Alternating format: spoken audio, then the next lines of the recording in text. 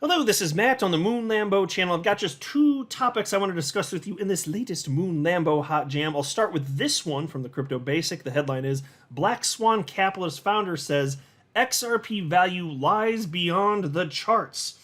Now, I'll just tell you this. I largely agree with that, but there's certainly more to it than simply that. But that's why I wanted to talk a little bit about that. And then there's also this headline from the Crypto Basic. Legal expert predicts timeline for SEC's possible appeal against Ripple victory. And they end up covering perspective from attorney James Murphy, who goes by Meta Lawman on X, which used to be Twitter, is rebranded as just the letter X. That's going to take some getting used to. But anyway, I always appreciate his insight, and he shared some stuff in terms of what might happen regarding this topic that I hadn't seen from anyone else, actually. Some of them I hadn't even seen cited from Attorney Deaton, who I believe is very thorough. But of course, you're going to of course see from attorney to attorney that they all have their own unique takes. But sometimes there's a certain amount of overlap. But there's some stuff here that I just hadn't heard anywhere else. So I wanted to share with you that. But before going further, I do want to be clear, I do not have a legal or financial background of any kind. I am not offering legal or financial advice, and you definitely should not buy or sell anything because of anything I say or write. I'm just an enthusiast who enjoys making YouTube videos about crypto-related topics, but just as a hobby, and just for fun, damn it. And if you don't like it, well, you can just get out. So into the first story here. XRP value lies beyond the charts? That sounds like pure magic. I want to know more about that. Piece reads as follows. Versan Al-Jara, the founder of Black Swan Capitalist, recently spoke highly of XRP, despite the asset's latest decline below the 70-cent territory. And I don't really need to read the whole article to make this point. This guy ended up sharing the tweet that's on the screen here, which reads as follows. Price fluctuations won't shake my faith. XRP's true value lies beyond the charts. Now, I think it's important to differentiate here between value and price, which I try to do, and sometimes I slip up and I use the words interchangeably. I strive not to. But value, when we're talking about value, it's, what problems are actually being solved? Why is something, outside of price, why is something valuable? Why is there utility? What's it doing? So when you're talking about actual value, that's what's meant, if we're going to speak properly. And then there's price. And when we're talking about price, people are just talking about the spot price of an asset. In this case, we're talking about XRP, of course. So what's it worth relative to the United States dollar, or pick your fiat currency, or pick your cryptocurrency, whatever the trading pair might be. That's what we were talking about there. Then you're talking about price. So when it comes to value, XRP is one of the most valuable cryptocurrencies on the entire damn planet because it actually solves real problems for real people. It solves real problems for business, like real business problems. And the most famous one, of course, I think it's fair to state, is XRP being used as a bridge currency by Ripple. That's just the most famous and well-known one, but it's being used for other stuff too, and it has real adoption and offers utility for people. And so when you're talking about price, price fluctuations, there's a strong reason that I've been held that the price fluctuations don't shake me, because I've been holding XRP this November. It'll be 6 years. Never sold a single XRP. So think about all the ups and downs, all the volatility, all the narratives. For 6 freaking years, I've not sold, I swear on my life, not a single XRP. I haven't. Now, I intend to in the future when the price is appealing to me, but I haven't yet. And so the ups and downs, that doesn't shake me. Now, why though? Because of the value, because of the actual real world utility. Utility matters and will win the day. That's a big part of my investment thesis. It has been from the beginning. That hasn't changed.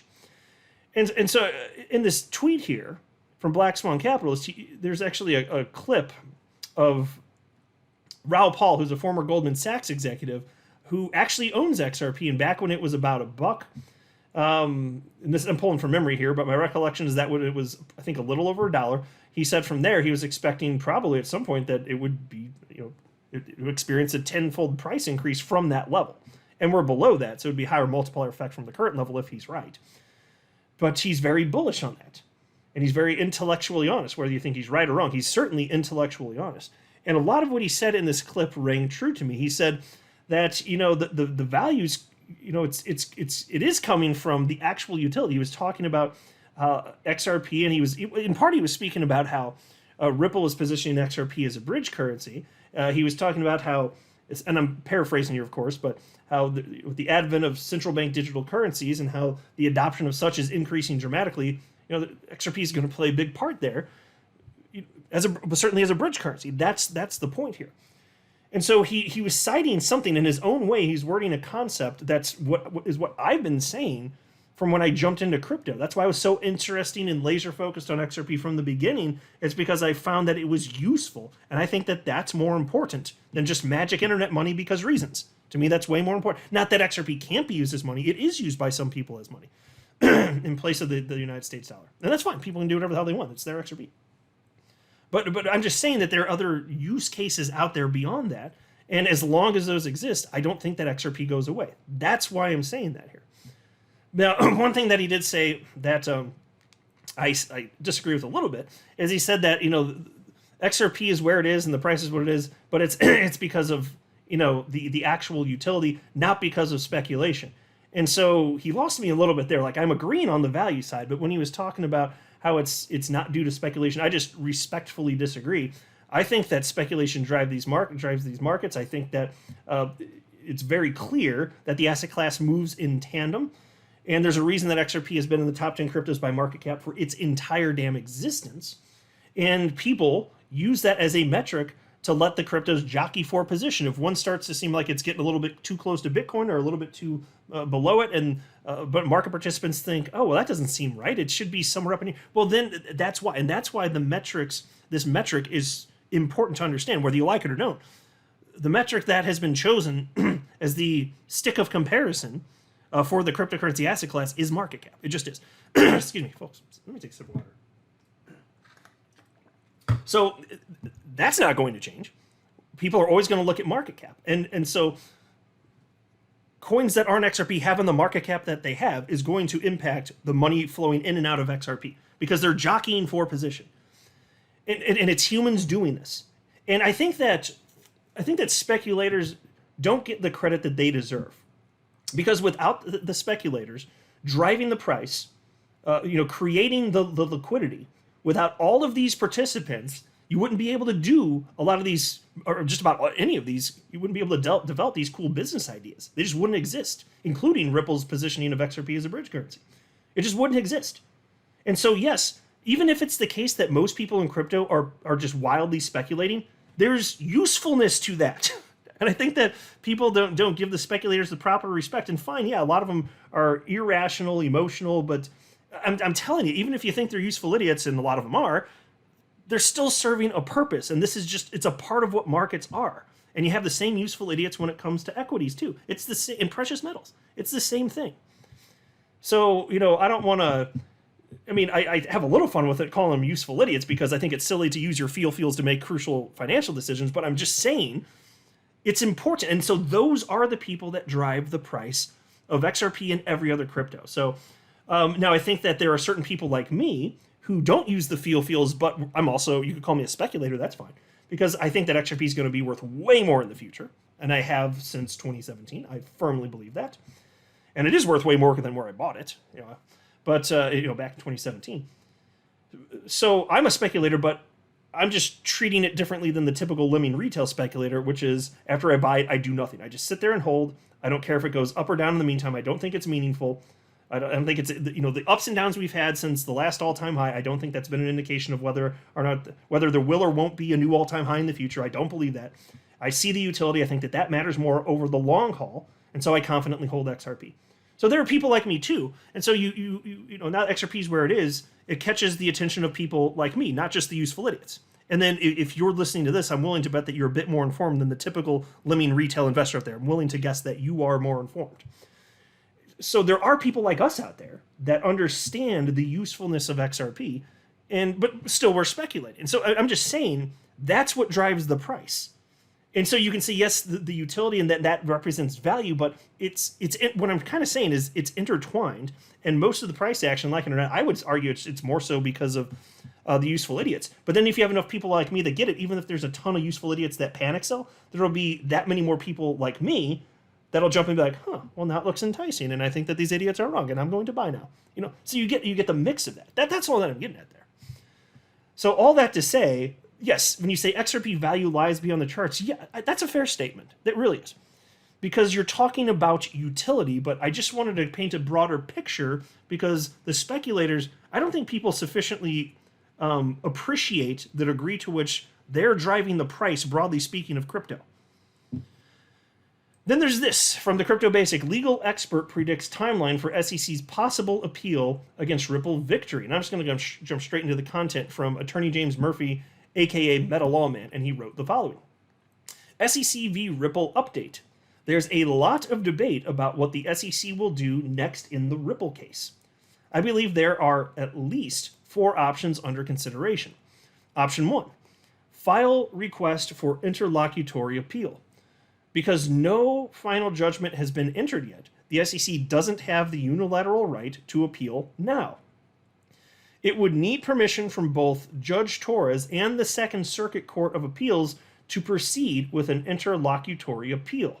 And so, folks, I think it's pretty clear that Judge Torres, I mean, to me, it seems like a virtual certainty. Judge Torres not going to grant an interlocutory appeal, which is basically an expedited appeal because it would be occurring before the actual trial begins, and there isn't even a date set for the trial yet.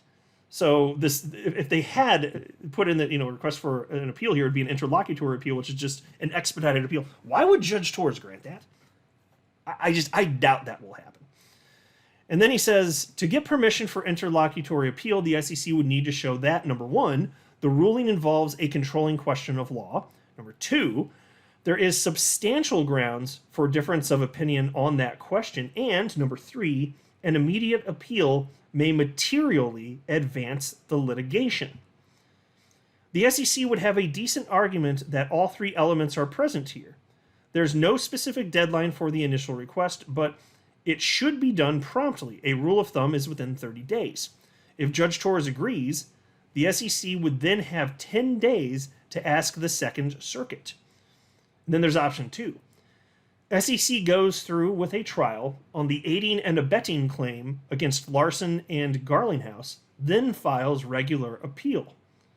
Okay, so that's possible. That seems more reasonable than them going for this interlocutory appeal, which they can do. They can go for it. I just don't think they're going to get it, and I'd kind of be surprised if they even go for it. Maybe they will. The idea of an appeal after a trial, that seems more reasonable. That seems more likely, if anything. I'm not saying it's going to happen or not happen, but it would seem more likely, at least. Then option 3, SEC drops the claim against Larson and Garlinghouse now and takes an immediate appeal, no permission needed. So there you go. So think about this. If they drop the claim, and this is what I hadn't seen posited by any other attorney out there. If anybody else is talking about this, I haven't seen it. The SEC could do some strategery here and drop the charges against Larson and Garlinghouse. And so then with that out of the way, there's nothing to wait for. You could just go for a regular appeal. You would need an interlocutory appeal because then there's no trial there. You see that? I hadn't seen that idea shared by anyone yet, and I was like, oh, that's interesting. What if the SEC actually did that? Now, I don't know if they do that because I don't know if the optics would be particularly great, where they're just going to admit that they were wrong at this stage in the game. Because you got to understand, these people are pompous pricks. They have egos the size of the Grand Canyon. So I don't think that I don't know if it's probable, but in theory, they could use that as a strategy, which I just found to be really interesting. They could use that as a strategy if they want to make it more likely that they can go through with an appeal. I'm just saying. And then there was option number 4, which is just settle. That's it. And they could. They certainly could. It's just I don't see. I don't see how it's going to help the SEC if they settle, because if anything, it's just going to submit further at a higher court what Judge Torres already ruled. That's what I think is most probable. Now, they're so arrogant, maybe they would, but what I'm saying is I don't think that helps them if they do it. That's all I'm saying. I'm not saying they necessarily wouldn't, because these people are out of control. They're out of control. And then Attorney Murphy says, I believe the SEC is likely to try option 1, interlocutory appeal, because A, there's tremendous political pressure on Gensler to get the Torres decision reversed ASAP, and B, the decision looms like a dark cloud over the SEC's cases against Coinbase, Binance, and Bittrex. Yeah, and that's fair. And so he may be right that they'll try for that. I'm just saying, even if so, I don't think Judge Torres grants it, and I think the SEC knows that it's a long shot if they go for it. But they could. And that's their right to go forward if they want to. And then Attorney Murphy wrote, the political considerations are important. Crypto exchanges around the world are relisting XRP, making the SEC look bad. Progressive Congressman Richie Torres and others have been emboldened to amp up criticism of Gensler. This is all embarrassing for Gensler and his allies. I think a settlement is unlikely at this point. It's hard to imagine the SEC settling with Ripple and leaving the Torres precedent untested on appeal. The SEC's whole regulation by enforcement program against the crypto industry hinges on Torres getting Torres reversed. Yeah, and so he's spot on there, but that's also where the risk is, as Attorney Hogan has pointed out so many times in recent months. It's the case that if you try and get the Torres decision reversed at a higher court, and it's not reversed, then at the higher court it becomes binding precedent, and then all of your regulation by enforcement cases go bye-bye. They go bye-bye, SEC. Too bad, so sad for you. And then Attorney Murphy says, bottom line, I expect the SEC to file a request for interlocutory appeal within the next 2 weeks. I believe it would be in the best interests of Ripple and the XRP community for the appeals process to start now, rather than a year from now. And I like Ripple's chances on appeal. Yeah, so again, I can be wrong. I'm not an attorney. I just pretend to be one on YouTube. That's it. But I don't think Torres would allow it. And in terms of being in the best interest of Ripple and the XRP community for appeals process to start now, I'm going to need to marinate on that a little bit more. I'm not 100% sure, because it depends on, like, what are you considering? Just getting this all done as quickly as possible, and that concept is good. Okay, but what about the idea of over the next year or two or whatever it is, the crypto asset class hitting euphoric stages again? What does that mean? Now, in terms of how long this would take, I don't think that's going to be changed. I actually happened to talk about that in my very last video, so I don't think that would change from what I've heard from attorneys. I think that XRP, for at least the next 2-3 years, whatever it is, from a regulatory perspective, golden, not going to get removed from exchanges again over that time period at a minimum. Probably not ever, honestly. Probably not ever going to get removed again. But is that uncertainty something, if there were an appeal and people knew that we're in the process, would it to any degree impact the price of XRP? Perhaps yes. And it doesn't mean that XRP wouldn't have a full-on run, like a mega run even into new all-time highs, but it did get me thinking a little bit further, expanding upon what I was sharing in my very last video. It made me wonder, are there some people out there that actually would be scared by that? Because it's something I hadn't really considered to that point, but I would think it wouldn't have a big impact necessarily, but if maybe it could technically be some sort of small negative, because again, the law is the law right now, and XRP is still going to be on the exchanges either way. So I don't know. I'm flexible on that. I could be persuaded. I need to probably think through that a little bit more. Tell me what you think in the comment section below. What's your perspective on that? If you have a persuasive argument, then I'll be right there with you. I'm pretty open on that. But I'll go ahead and wrap up here. I am not a financial advisor. You should not buy or sell anything because of anything I say or write. That would be a very, very, very bad idea. Until next time, to the moon, Lambo.